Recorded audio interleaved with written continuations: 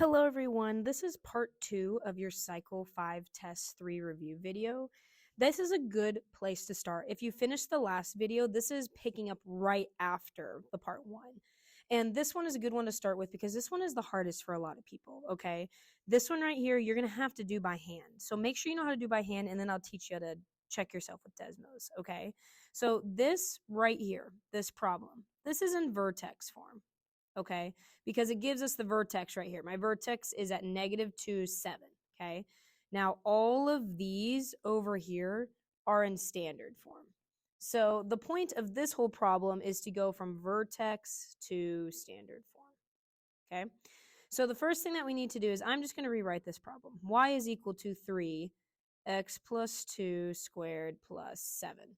Okay, the first step that we need to do is we need to write this twice because the square right here is telling me that this factor is happening twice. So I'm just going to rewrite it. 3x plus 2, x plus 2 plus 7. Perfect. Okay, the next thing that we need to do is we need to distribute this. Okay, so I'll put this on the side. We are distributing here.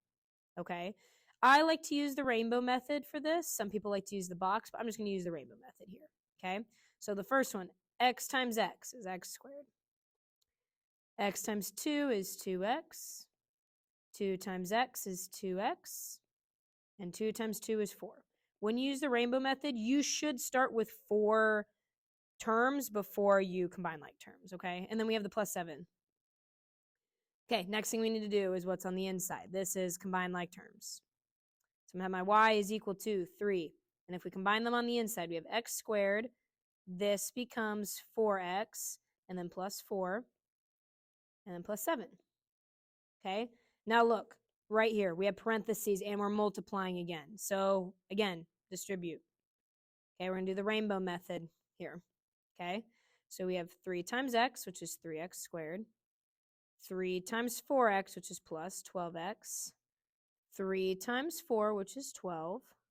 And we keep the plus 7. Okay, some of them, it's starting to look pretty good so far. Okay, but we're not done. We got to combine like terms again. Notice how we distribute, combine like terms. Distribute, combine like terms. So y is equal to. It looks like the only two that we can combine are these. Okay, so we have our 3x squared plus 12x plus 19. Okay, so this is what we're looking for right here. I know it's not this one. I know it's not this one. This is telling me this question's wrong, so it's looking like this is the answer. Okay, so this is the expectation when you need to do it by hand. Now, after you do that by hand, you can come over to Desmos and we can plug this in to see if it matches, okay? So the first thing I'm going to do is I'm going to plug in the original. So 3x plus 2 squared plus 7, okay? That's the first one. Now I'm going to plug in what I found out. So I'm going to try to plug in this right here. Or I'm going to plug in what I think the answer is. So 3x squared plus 12x plus 19. Okay, see, you notice that they are the same line. Okay, if they are the same line, that means your answer is correct. So therefore, indeed, it is B. Okay, but when you need to show work, this is what you have to do by hand. So rewrite it, distribute, combine like terms, distribute, combine like terms. Okay, and this is vertex to standard form. Vertex to standard form. All right, here's our next one. It says the graph of a quadratic function f was transformed to create the graph g of x equal to f of x plus 2 minus 5. Which graph best represents the graph? Okay, I'm going to rewrite this down here so you can see it. So g of x is equal to f x plus 2 minus 5. Do not worry about this. This is just telling me my function is moving. In this and we're using quadratics here, so my function's a quadratic. So this is just saying my quadratic function is moving in some way. But this is the same as we've done before. This right here, remember, it's a crazy x. So this is telling me that this is going to go, oh, not right, because it's crazy x. We're going to be going left 2. And this right here is telling me I'm going down 5. Okay? So I'm looking at all these graphs, and I'm like, okay, which one went down 5? Well, this one did not go down, and neither did this one. Okay, so I can rule those two out. Now with my crazy x right here, I'm going left 2. Well, this one went right, so that one's incorrect. So this would be my answer. I noticed that this one went down 5 and left 2. So down 5, and this went left 2. Okay? Don't let this thing right here freak you out. This right here, the transformations are still the same. I have one here and I have one here. Okay. Now, the only thing that would be different is if there's like a negative right there, that would mean there was a flip. But there's no flip on this one, which is good. There's only 2 transformations. Okay, this one right here says, which function of the graph has narrower than the graph of x squared? This also means, y'all, it means thinner. Okay, so we need to find a graph that is much thinner. So there's a couple things you can do. You can look at the transformations, or I can just put it into Desmos. So let's go ahead and let's do that. Okay, so I'm going to pull up Desmos over here on the side. And I'm going to put in this. This is my original equation, so I'm going to go ahead and put that in. And this is the one I'm comparing. So now I'm going to put all these ones in. I would put all of them first to see. Okay, so x squared minus 9, negative 1.1 x squared, and then negative 0.1 x squared. Ooh, that one got wide, so I don't think it's going to be that one. X squared plus 3. Okay, so let's go one by one. So this one right here, the very first one, it did not get wider or narrower. In fact, it just stayed the same. The only thing that happened is it went down 9. Well, we're looking for it to get narrow, so this one's not it. Okay, let's try the next one. Okay, this one right here is a little bit tricky because it almost looks the exact same, so I'm just going to skip it because it's a little questionable. Whoa, okay, that one got much wider. We're looking for it to get narrow. Okay, so this is the one we're looking at, but it got wider, so it's not that one. Okay, let's try this one. Ooh, this one only went up 3. Okay, we're looking for it to get narrower, but it only went up 3, so it can't be this one. So without a shadow of a doubt, I know it's this one. Now, I know it looks a little bit tricky on here, but because, I'm going to zoom in, because this number right here, this number right here is bigger than 1, it's going to get wider. Okay, so this already told me, I didn't even have to put this into Desmos. I could just see, oh, it's going to flip and it's bigger than 1, so it got more narrow. So I know that one is going to be my answer. So be careful. That one was a little bit tricky because it's it's barely narrower. Okay. Ooh, use the graph, determine the coordinates of the x-intercepts of the parabola. Okay, just a reminder, a coordinate is written like this. That was an ugly y, is written like that. Okay, an x-intercept, another name for that is a solution. It is also called a zero. Okay, those are just some other names for the x-intercepts. And a parabola is also a quadratic. Okay, so those are just some other words we need to keep in mind. So it is asking us for the x-intercepts. This one's easy, y'all. I come over here and I find where it crosses. And it crosses twice. Okay, so this first one right here, this one is going to be 4, 0. And this one is going to be 6, 0. Bam, done. So these would be my answers. Okay, and it says to write it as a coordinate. So you have to write it like this. Sometimes on Desmos, they'll say like, what are the roots? And it'll look like this. Okay. If it doesn't say to put a coordinate, your roots right here would just be 4 and your additional solution would be 6. Okay. So just make sure if it says coordinate, you have to put coordinate. Okay.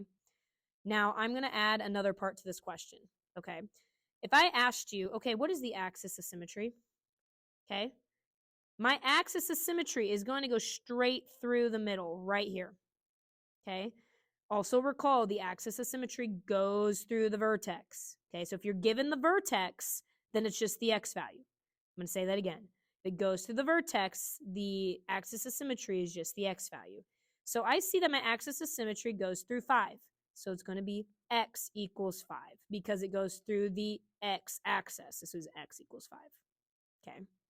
And if all else fails and you forget, let's see, does Desmos allow us to do it? Let's check. Let's put x equals 5. See, if you forget, just put it into Desmos. I'm like, oh, see, it's up and down. If you were to put y, y'all, look, it would be a straight line. And our axis of symmetry does not do this. That would cut it. It has to be up and down. Okay, so make sure that when you do it, it's your x. Okay. Ooh, okay, this one, y'all, this one's just a tedious problem. It's not difficult. It just takes time. Okay? This says a rocket is shot off from a launcher, and the accompanying table represents the height of the rocket at given times, where x is the time in seconds and y is the height in feet. Okay, this is our first task. Write a quadratic equation for this set of data, rounding all coefficients to the nearest hundredth. Okay, so again, that is the first thing I'm looking at. I'm looking at this equation right here. My equation is going to look something like this. Y is equal to ax squared plus bx plus c. That is what I'm trying to get to. Okay, so if you don't have a calculator, remember the link is on my Google Classroom. You can find that. Okay, we need to come here. We need to know these steps because you're not going to be told during the test. Okay, so the first thing we're going to do is we're going to click stat. And we're editing this data, so I'm going to click enter. And it looks like I have a lot of data in here, so I'm just going to click delete. Okay, so again, let's start from the beginning. Stat, edit. And I'm going to go ahead and put 0.3, and then 0.8, 1.1, 1.5, and 1.8. Okay, and I'm going to do the second part of the list. Also, please make sure you put the right data in because if you accidentally put something in wrong, it's going to make the whole answer incorrect. Okay, 198. Okay, so I'm going to double check. 0.3, 0.8, 1.1. Okay, looks like all my data is good. Okay, once I get here, I'm going to click stat, and I'm going to go over to calc. And I'm going to go all the way down. We're talking about quadratics, okay? Quadratic. So we are going to choose 5. Click enter, and just click enter all the way down. Okay, here's all my data right here. So it says round to the nearest hundredth. So I'm going to come over here, and my equation is y is equal to, my a is negative 13. Again, it's the nearest hundredth. So this is going to be 28x squared plus 132.22x and then plus 2.09. Okay, there is my equation right there. And again, I got that from my a value, I got that from my b value, and I got that from my c value. And what I did with that is I just plugged it into this equation. So there's my a, my b, and my c. Okay, once I get there, I'm going to pull up my Desmos, and I'm going to put this exact equation in. So y is equal to negative 13.28 x squared plus 132.22x and then plus 2.09. Okay, there's my line right there. Now the next question is asking me right here. Let's get a different color so we can see it. Using this equation, find the height to the nearest foot at a time of 5.7 seconds. Well, the time is x. So that means my x is equal to 5.7. So I have to plug this into every x value on Desmos. Okay, so I'm going to go to my x values. Okay, I'm going to get rid of that. And I'm going to put my parentheses, and I'm going to put 5.7. And then I come over to this other x, parentheses, 5.7. Okay, so, and it says round, okay, to the nearest foot. So to the nearest foot, it looks like my answer is going to be 324. Okay, again, this is a very tedious problem. It is a lot, but the first thing you're going to do is you're going to go into your calculator and put all this data. It is stat, it is edit, okay, and then you put your data in, then you click stat, and then you click calc, then you click calc, and then you click 5 quad regression. Okay, and I've done this so many times I kind of have this memorized at this point, so make sure you know how to do that. Stat edit, put in your data, stat calc 5 quadratic regression, because it is talking about quadratics. Okay, you will definitely have one like that. Please make sure you round correctly. You need to round correctly or it's going to count it incorrect. We should know how to round, so make sure you read the question. Okay, we kind of talked about this before. This one's saying find the roots and the vertex of the quadratic on the calculator. It says round to 3 decimal places if necessary. So this one is telling us to use a calculator. Well, you know what's funny is calculator is also Desmos. So look, it's even giving you permission. Okay, so I'm going to come over here and let me put in my equation here. Y is equal to negative 12x squared plus 108x plus 1201. Okay, and I'm probably going to, let's make sure I put it in correctly. Okay, I'm probably going to have to zoom out. Okay, so it's asking for the roots. Okay, there's one, and it says round all values to 3 decimal places if necessary. Okay, let me double check that I put this in because these are a little bit awkward numbers. Okay, that's it. So one of my roots here is going to be negative 6.47. My other one is going to be 15.47, and it's asking for my vertex. So I'm going to have to go all the way. I might have to zoom out until I find my vertex. Okay, let's try going the other way. Okay, I'm scrolling all the way up. Okay, there we go. Looks like we're getting there. Okay. Oh, there it is. Bam. Okay, so my vertex is at 4.5 and then 1,444. It's a very awkward number, but just we got to make sure we type it in correctly. And again, it says to use the calculator, which is Desmos. Okay, so those ones is just you need to be able to plug this in. Okay, remember another name for roots is solutions, x-intercepts, zeros. Okay, other names for it. Okay, I think we have two more. Oh, we have a couple more. Okay. This one right here, again, a rocket is launched into the air, and the graph below shows the height of the rocket in feet after 10 seconds. So here is our height, and here is our time. Okay, so the x values are going to be time, and the y values are going to be the height. Okay, and it says how many seconds have gone by when the rocket is at this point, when it's at its highest point. Okay, so the highest point is going to be the max, where the vertex is. And it says how many seconds. Well, look down here. Seconds is x, so we're looking at the x value. Okay, so I come over and I'm like, oh, here's my vertex. And it's asking me how many seconds went by, which is x. So all I'm doing is looking at the x value right here. So 14.5 seconds. Okay, now if the question were to ask how high did it go, it would be this. Okay, but this is the time because it's x. This is y, so this would be the height if it were to ask for the height, but it's asking for the seconds. Also, think about this realistically, y'all. 14.5 seconds for a rocket to get into the air to a max height is realistic. If you put this, you're telling me it took 3,364 seconds to get to its highest point. That's not very realistic. So in this case, at least, with this rocket, so always keep that in mind, too, of which one's a little more realistic. Okay, this one's a good vocabulary one. Find the zeros. What's another word for zeros? X-intercepts. It is also solutions. And it is also, what's the other one? Roots. Good. Okay. It says, find the zeros of this function. Round values to the nearest hundredth if necessary. This is an awkward one because it has a decimal in it. So let's plug it in. Okay, 1.8x squared plus 7x minus 1. Okay, we're looking for the zeros. Go home. Easy money. Okay, and it says round to the nearest hundredth. So this one is going to be, one of the zeros is going to be negative 4.03. Okay, and it doesn't say to write it as a coordinate, so I think I can just write it like this. So here's one root, and then the other root is going to be 0.14. Okay, because we're rounding to the nearest hundredth. Now, if it said to put it as a coordinate, we would put, I'm sorry, I messed up there. If it said to put a coordinate, you'd put negative 4.03 comma 0 and 0.14 comma 0, but it doesn't say that, so we can just do these as our answers. Okay, the biggest thing is going to be the rounding.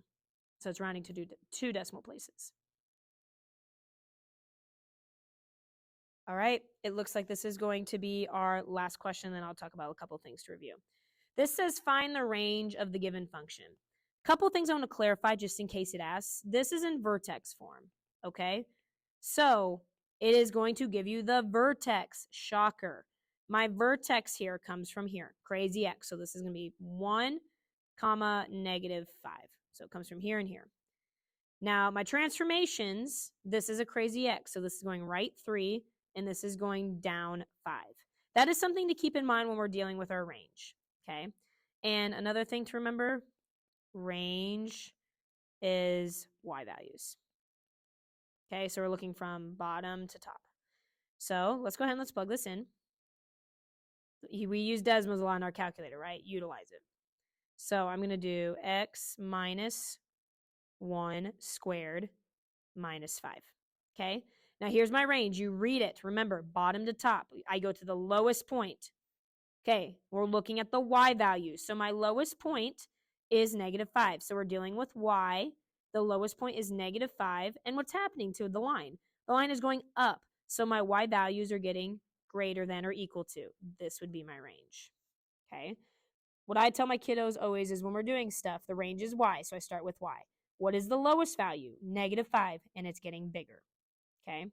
Now, I'm just going to show you something. Let's say I gave you, I'm trying to think of another one that we could do that's very similar. Let's do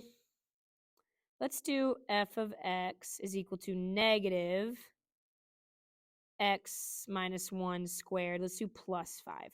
Okay, so we're going to do this other one that's very similar, but not exactly the same. Okay, so I'm going to come over here and let's put a negative in front of this, and let's make this plus 5. Okay, same thing. We are dealing with y values, and we are reading from bottom to top. It is going down forever. Okay, so this is another direction. So now with this one, okay, I'm going to find the highest point. The highest point of this value is y. Now, since it's going down forever, my y values are going to be less than or equal, okay? So the biggest advice I would give you is, since it's a range, always put y. Then find the vertex, find the y value of the vertex, and then if it's going down, it's going to be less than or equal to, and if it's going up, it's going to be greater than or equal to. Now, just to clarify with this function, so this is my range right here, y'all. This is range, okay? Now, domain, remember, this is a quadratic. What is always the domain of a quadratic? Negative infinity to infinity or all real numbers, one of the two, okay? This is always for a quadratic, okay? Please remember that. Couple things I want to remind you too. Yes, it is hard, but you can do it, okay? Take your time. Just think about when you're going through a hard time, just stop for a second. Stop for like 30 seconds and just take like a little mind break and then start back up. Skip a question that you know how to do, okay? Remember that 0, x-intercepts, solutions, and roots are all the same thing, okay? Another thing is remember a coordinate, I think that's how you spell it. A coordinate is like this. You have to put it like that, okay? The axis of symmetry is always going to be x equals something, okay? That's the biggest thing that I need you to remember. And lastly, if you have a table that looks like this, or it may not have anything, okay? X is always on the top, Y is always the bottom. This is going to be your domain, and this is going to be your range, okay? Now, of all things, guys, I know I did this in the other video, is you need to know how to do this for sure, for sure. Make sure you know how to do this by hand, okay? And in the part 1 video, we did, where's our factoring? Right here. You need to know how to factor. You're going to have to do it by hand. Okay, you're going to have to show your work. So if you are struggling with factoring, please, please, please ask your teacher. We have a lot of resources for you, okay? Those are the biggest things. But in the end, you're going to do a great job. Make sure you study for it. You have a lot of resources, and ask your teachers if you have any questions.